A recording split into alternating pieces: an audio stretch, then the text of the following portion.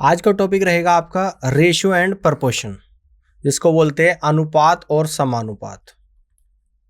अनुपात और समानुपात, जिसमें पार्ट 1 में हम डिस्कस करेंगे concept and types of problem on ratio and proportion. Concept के बारे में डिस्कस करेंगे और रेशियो एंड प्रोपोर्शन के जितने भी प्रॉब्लम्स वाले टाइप बनेंगे उन सबको डिस्कस करेंगे। इंट्रोडक्शन।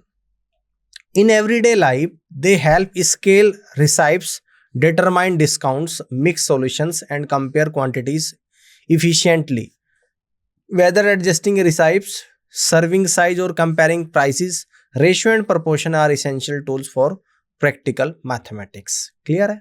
चलिए, यानी कि प्रैक्टिकल मैथमेटिक्स में रेशियो एंड प्रोपोर्शन का यूज करते हैं। अब रेशियो क्या होता है?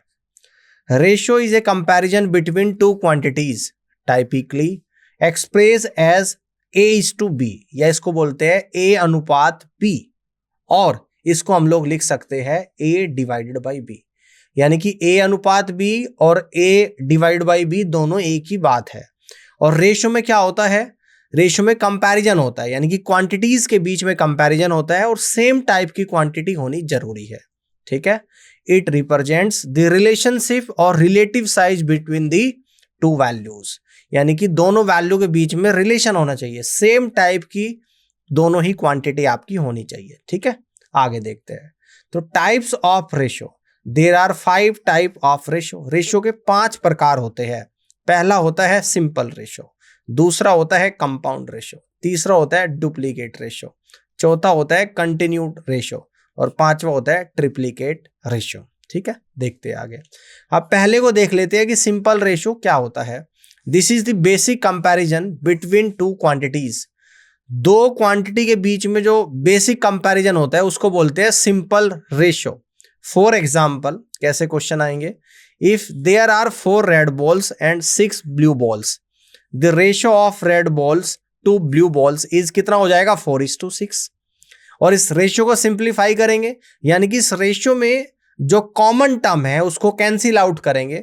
तो दोनों में 2 कॉमन है, तो 2 से 4 को कट करूंगा तो 2 आएगा, 2 से 6 को कट करूंगा 3 आएगा। तो सिंपलेस्ट फॉर्म में इसको लिख देंगे 2:3।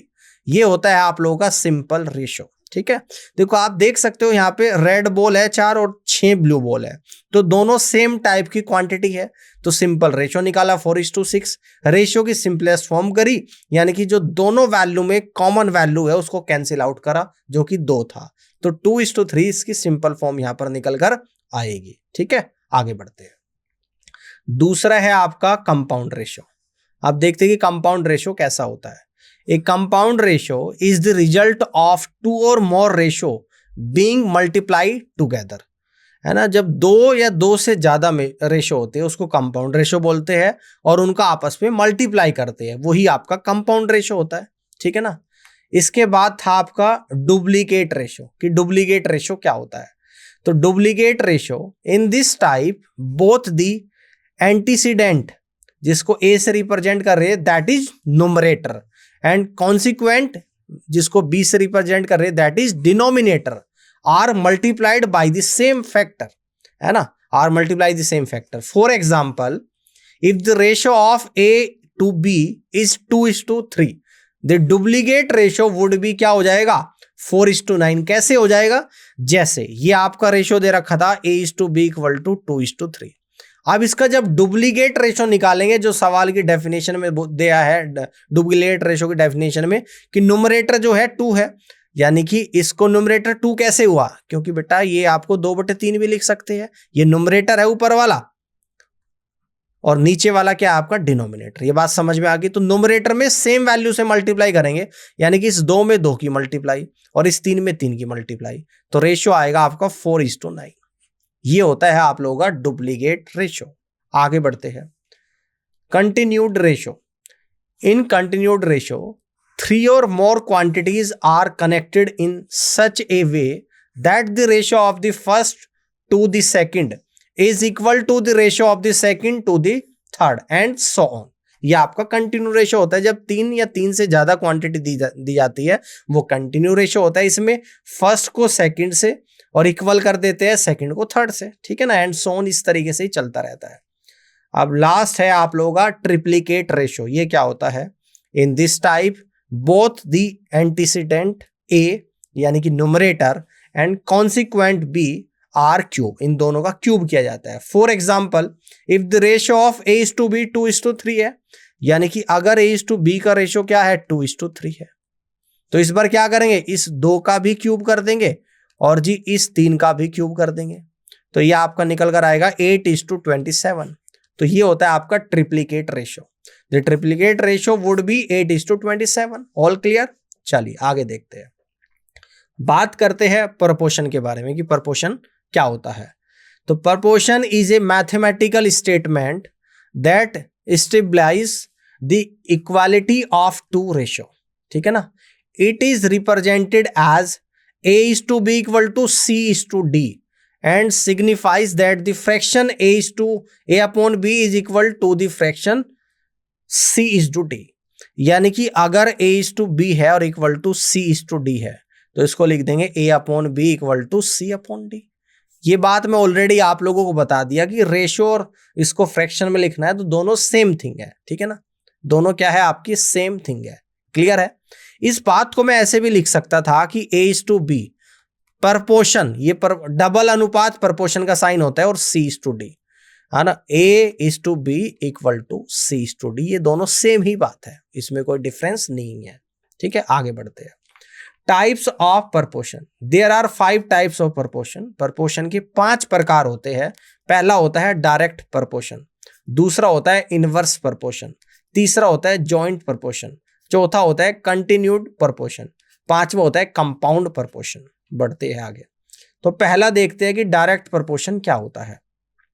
इन this type as one quantity increase और decrease the other quantity also increase और decrease in the same proportion. Direct proportion का मतलब है अगर एक क्वांटिटी इंक्रीज हो रही है डिक्रीज हो रही है, ठीक है ना, तो दूसरी क्वांटिटी भी इंक्रीज या डिक्रीज सेम प्रपोर्शन में होगी। जैसे it can be express as a upon b equal to c upon d, इस तरीके से दे रखा। अब मैं फॉर एग्जाम्पल लेके आप लोगों को बताऊंगा। अब जैसे यहां पर दे रखा आप लोगों को 2:, कितना दे रखा, मान लो कि 2:, कितना 3:5 दे रखा है। यहां पे समझना है आपको, मान लो कि 3:5 दे रखा है प्रपोर्शन, और यहां पे आप लोगों को क्या दे रखा, मान लो कि 7:x दे रखा, और आपसे कह दी कि इस x की वैल्यू का आपको बताना है। अब देखो इसका मतलब क्या है, एक क्वांटिटी, ये है आपकी एक क्वांटिटी, जैसे 3 से 5 हो रही है तो कितने का इंक्रीमेंट हो रहा है, कुछ ना कुछ, तो उसी सेम इंक्रीमेंट कितना होगा, 7 से x लाने में होगा, यानी कि जो इंक्रीमेंट फर्स्ट क्वांटिटी में वो सेकंड में भी होगा। जैसे 3 से 5 होने में क्या बन रहा है यहाँ पे, तो 3 से 5 होने में यहाँ पे मल्टीप्लीकेशन हो रही है। 3 से 5 होने में किसकी मल्टीप्लाई हो जाएगी, तो आप कहोगे सर 3 किसकी मल्टीप्लाई होगी, 3 में, तो 3 में जो मल्टीप्लाई यहाँ पर होगी वो किसकी हो जाएगी, यानी कि 5/3 की मल्टीप्लाई हो जाएगी। अगर 3 में 5/3 की मल्टीप्लाई हम लोग करेंगे तो 5 आ जाएगा आपका, यानी कि 5/3 की मल्टीप्लाई है ना, x निकालना है मुझे यहाँ पे। तो 7 में भी क्या करूंगा, 5/3 की मल्टीप्लाई, तो x कितना निकल कर आएगा, यानी कि x निकल कर आएगा 7 × 5/3 यानी 35/3, यही वैल्यू आपकी आ जाएगी। इसको दूसरे तरीके से आप ऐसे भी कह सकते हो कि 3/5 प्रपोर्शन का मतलब इक्वल टू और 7/x, यानी x की वैल्यू निकल कर कितनी आ जाएगी, 35/3, ऐसे भी निकल सकते हो। लेकिन मतलब क्या है, ये आपका डायरेक्ट प्रोपोर्शनल, यानी कि एक क्वांटिटी में जितना इंक्रीज और डिक्रीज हो रहा है तो दूसरी क्वांटिटी में भी सेम इंक्रीज और डिक्रीज होगा। क्लियर? आगे बढ़ते हैं। इनवर्स प्रोपोर्शन को देखते हैं कि इनवर्स प्रोपोर्शन क्या होता है। Inverse proportion occurs when an increase in one quantity leads to a corresponding decrease in the other quantity and vice versa. Inverse proportional में अगर एक क्वांटिटी बढ़ रही तो दूसरी क्वांटिटी उतनी ही कम होगी, या फिर अगर पहली वाली घट रही है तो दूसरी वाली बढ़ेगी, ठीक है ना। It can be represented as a upon b equal to d upon c, ठीक है ना। इसको इस तरीके से रिप्रेजेंट करते, ये होता है आपका इनवर्स प्रोपोर्शनल। ये डायरेक्ट प्रोपोर्शनल का जस्ट अपोजिट होता है, ठीक है ना। डायरेक्ट में अगर पहली बढ़ रही तो दूसरी बढ़ेगी, पहली घट रही तो दूसरी भी घटेगी। इनवर्स में पहली बढ़ रही तो दूसरी घटेगी, अगर पहली घट रही तो दूसरी बढ़ेगी। आगे बढ़ते हैं। अगला है आपका joint proportion. Joint proportion involves the comparison of 3 और मोर क्वांटिटीज। जॉइंट प्रोपोर्शन यानी कि जिसमें 3 या 3 से ज्यादा क्वांटिटीज का क्या किया जाता है, कंपैरिजन किया जाता है। इफ जैसे कि a upon b equal to c upon d equal to e upon f, then the 3 quantities are in joint proportion. देखो यहां पर 3 क्वांटिटी जॉइंट प्रोपोर्शन में दे रखी है। आगे बढ़ते हैं। फोर्थ है आपका कॉन्टिन्यूड प्रोपोर्शन। इसमें बोल रहा है कि the continue proportion 3 or more quantities are connected in such a way that the ratio of the first to the second is equal to the ratio of second to the third and so on। पहली का दूसरी से और equal to करना है दूसरी का तीसरी से, और ये चीज आगे चलती रहेगी जितने भी कॉन्टिन्यू में प्रोपोर्शन दे रखे होंगे। आगे देखते हैं। पांचवा है आपका कंपाउंड प्रोपोर्शन। कंपाउंड प्रोपोर्शन को देखते हैं। तो compound proportion combines the concept of direct and inverse proportion. Compound proportional क्या है, डायरेक्ट और इनवर्स प्रोपोर्शन का कंप्लीट क्या है, दोनों कॉन्सेप्ट को मिला के बनाया गया है। It represent as a upon b equal to c upon d and e upon f equal to g upon h। ठीक है ना। आप देखो टाइप्स ऑफ क्वेश्चंस देख लेते हैं, कितने टाइप के क्वेश्चंस होते हैं। There are 8 types of questions. First है आपका सिंपल रेशियो प्रॉब्लम्स, दूसरा है आपका प्रोपोर्शनल डिवीजन प्रॉब्लम, तीसरा है आपका कंबाइंड रेशियो प्रॉब्लम, चौथा है आपका inverse proportion problems. There are 8 type of questions. ठीक है ना। हाँ, 8 में से 4 पिछली स्लाइड पे हो गए। ये पांचवा है मिक्सचर प्रॉब्लम्स, छठा है एज प्रॉब्लम, सातवां है स्पीड एंड टाइम प्रॉब्लम, आठवां है percentage and profit and loss problem. अब पहली वाली प्रॉब्लम को यहाँ पे समझ लेते हैं। ठीक है ना, कि simple ratio problem, compare quantities using given ratio and find missing value. यानी कि क्वांटिटीज का कंपैरिजन आप लोगों को करना है जो रेशियो दे रखा है उनमें, और जो मिसिंग वैल्यू है उसको फाइंड आउट करना है। देखते हैं। जैसे कि प्रॉब्लम फर्स्ट आप लोगों को यहां पर गिवन है, the ratio of boys to girls in a class is 3:2। If there are 25 students in total, how many are boys and how many are girls. है ना, यानी कि आपको बॉयज और गर्ल्स का जो रेशियो यहां पर दे रखा है, तो ये रेशियो दे रखा आप लोगों को 3:2। तो हम लोग पता क्या करेंगे, 3 और 2 दोनों को ऐड कर देंगे। यानी कि यहां पे कह दूंगा 3 और प्लस 2 यानी कितना आ जाएगा, 5 यूनिट आ जाएगा। और टोटल नंबर ऑफ स्टूडेंट्स कितने हैं, 25। यानी कि इस 5 यूनिट की वैल्यू 25 स्टूडेंट्स है। ऑल राइट, तो इस 5 से 25 5 टाइम्स जाएगा, यानी कि 1 यूनिट 5 के बराबर। तो यहां से नंबर ऑफ बॉयज निकाल दूंगा मैं। नंबर ऑफ बॉयज कितने निकलेंगे, 3 यूनिट थे, 3 यूनिट। और जबकि 1 यूनिट की वैल्यू कितनी है, 5, यानी कि 15 स्टूडेंट हो जाएंगे। यानी कि 15 तो हो जाएंगे आपके बॉयज। अगर मैं बात करूं यहां पर नंबर ऑफ गर्ल्स के बारे में, तो नंबर ऑफ गर्ल्स कितनी है, 2 यूनिट है, और 1 यूनिट की वैल्यू कितनी है, 5 है। तो 2 × 5 यानी कि 10, यानी कि 10 कितना निकल कर आ गया, यानी कि 10 निकल कर आ गई। तो 15 बॉयज है, 10 गर्ल्स है। तो this is the right answer of this question. Clear, इस तरीके से आप लोग कर सकते हो। आगे बढ़ते हैं। सेकंड है आपका proportional division problem. Distribute quantities in proportion to given ratio.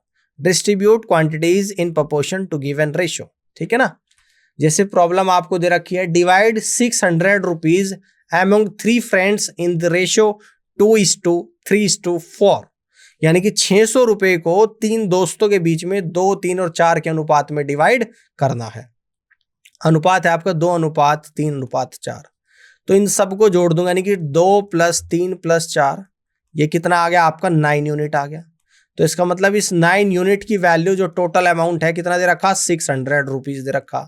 तो यहां से मैं 1 यूनिट की वैल्यू निकालूंगा, तो 600/9 रुपीज निकल कर आएगा। तो फर्स्ट फ्रेंड को कितने मिलेंगे, फर्स्ट कितने हैं, 2 यूनिट है। और जी 1 यूनिट की वैल्यू कितनी है, 600/9। इसको और सिंप्लीफाई कर लेता हूं, यह आ जाएगा 3×3=9 और 3 से आपका 200 बार, यानी कि 200/3 रुपीज आ जाएगा यहाँ पे, है ना। तो इसको यहाँ पे गुणा कर दूंगा 200/3 से, यानी कि 400/3, यानी कि 133.33 रुपीज अप्रोक्सीमेशन में ले लेंगे। अगर सेकंड फ्रेंड का शेयर यहाँ पे निकाल लेंगे तो कितना है सेकंड फ्रेंड का 3 यूनिट है, और आपकी यहां पर 1 यूनिट की वैल्यू कितनी निकल कर आई है, तो 1 यूनिट की वैल्यू निकल कर आई है 200/3। तो यानी कि सेकंड फ्रेंड को कितने रुपए मिलेंगे, 200 रुपीज मिलेंगे। और अगर थर्ड फ्रेंड की हम लोग यहां पर बात करें, थर्ड फ्रेंड की हम लोग यहां पे बात करें तो क्या है, आपका 4 यूनिट है। तो 4 इंटू 200/3 यानी कि 800/3। तो कितना आपका निकल कर आएगा 800/3, यानी कि 3 दूनी 6, 3 छंग 18, 3 छंग 18, 6 अप्रोक्सीमेट में आपकी वैल्यू निकल कर आ जाएगी। आगे तक चलता रहेगा, इसको 266.67 रुपीज भी यहाँ पे लिख सकते हैं। तो तीनों फ्रेंड का अलग अलग शेयर यहाँ पर आया। पहले का 133.33 अप्रोक्सीमेट वैल्यू, दूसरे का 200 रुपीज एग्जैक्ट वैल्यू, और तीसरे को 266.67 रुपीज अप्रोक्सीमेट। तो इस तरीके से आप लोग यहाँ पर निकाल सकते हो। आई होप कि ये सेशन आप सभी को समझ आया होगा, और इस वीडियो को देखने के लिए आप सभी का बहुत बहुत धन्यवाद।